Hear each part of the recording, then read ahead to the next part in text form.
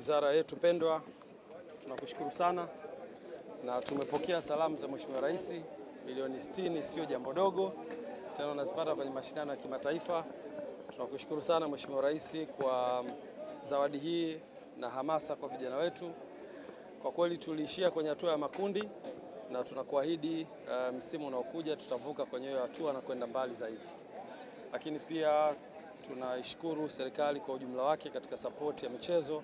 Tunaona jitihada kubwa ambazo zinafanywa na sisi kama Young Africans ni wanufaika. Lakini pia katika hali ya kawaida tunapoelekea kwenye AFCON 2027 tutaendelea kuwatunza vijana wetu waweze kuwakilisha vyema taifa letu la Tanzania. Na tunashukuru pia kwa salamu za Yanga Soccer School, eneo ambalo ni muhimu sana kwa ajili ya kupata watoto walioandaliwa vizuri.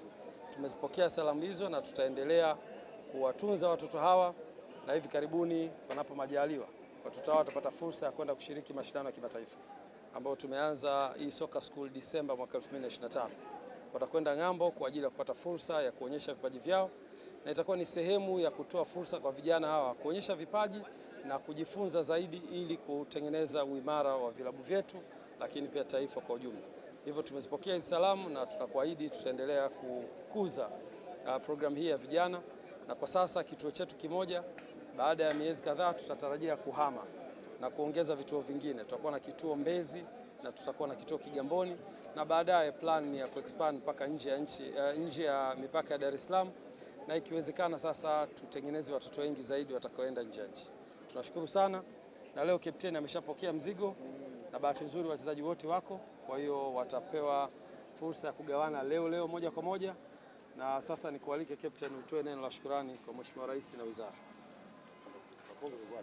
Hakuna kina chenchi ngumu mwana jezi. Bahati yako endelea.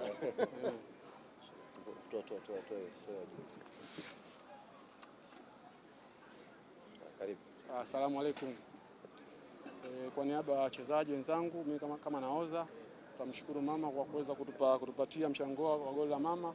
Tunasema mama hana mambamba, mzigo umefika na tumeuona. Tunasema asante sana na tunakuahidi kufanya makubwa msimu ujao, kuweza kufika mpaka hatua finali na kuweza kuleta kombe hapa Tanzania. Asante sana mama.